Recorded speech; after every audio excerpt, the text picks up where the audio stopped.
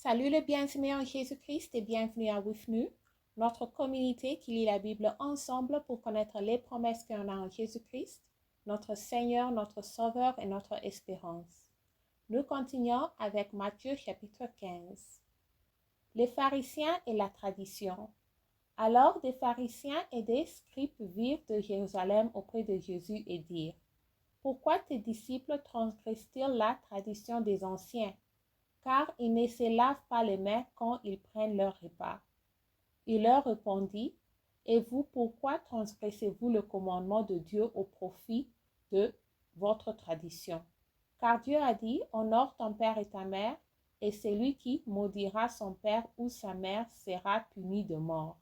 Mais vous, vous dites, celui qui dira à son père ou à sa mère, c'est dont j'aurais pu t'assister et une offrande à Dieu, n'est pas tenu honorer son père ou sa mère.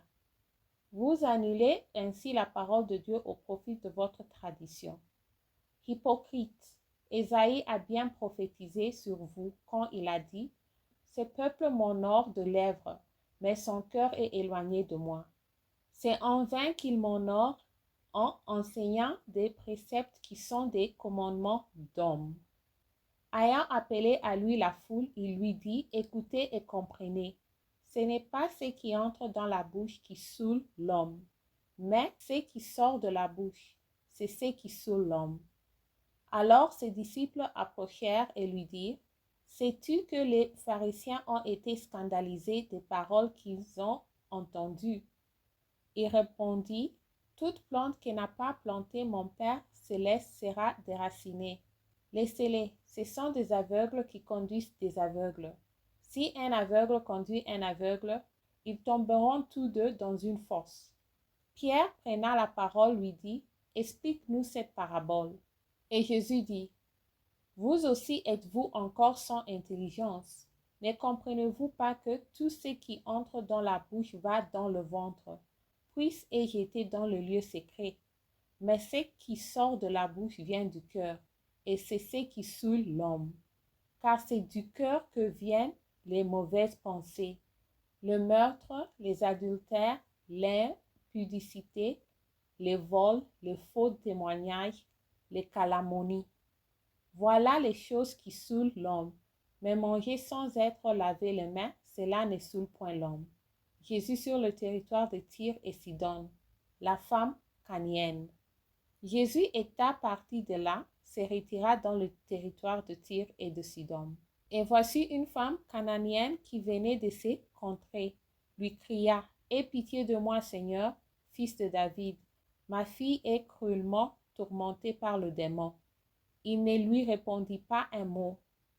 Et ses disciples s'approchèrent et lui dirent avec instance, « Renvoie-la, car elle crie derrière nous. » Il répondit, « Je n'ai été envoyé qu'aux brebis perdues de la maison d'Israël. » Mais elle vint se prosterner devant lui, disant, « Seigneur, secours-moi. » Il répondit, « Il n'est pas bien de prendre le pain des enfants et de le jeter aux petits chiens. » « Oui, Seigneur, dit-elle, mais le petit chien mange les miettes qui tombent de la table de leur maître. » Alors Jésus lui dit, « Femme, ta foi est grande, qu'il te soit fait comme tu veux. » Et à l'heure même, sa fille fut guérie.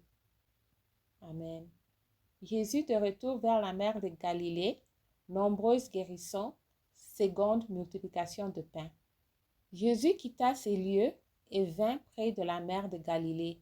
Étant monté sur la montagne, il s'y assit. Alors s'approcha de lui une grande foule, ayant avec elle des boiteux, des aveugles, des muettes, des estropiens et beaucoup d'autres malades.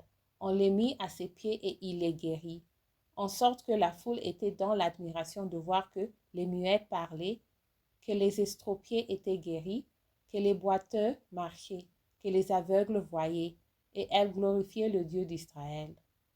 Jésus ayant appelé ses disciples dit, « Je suis ému de compassion pour cette foule, car voici 3 jours qu'ils sont près de moi, et ils n'ont rien à manger.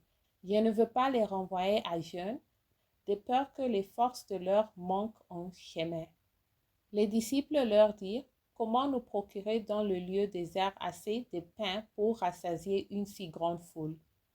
Jésus leur demanda, combien avez-vous de pain? 7, répondit-il, et quelques petits poissons. Alors il fit asseoir la foule par terre, prit les 7 pains et les poissons, et après avoir rendu grâce, il les rompit et les donna à ses disciples, qui les distribuèrent à la foule. Tous mangèrent et furent rassasiés, et l'on emporta 7 corbeilles pleines de morceaux qui restaient.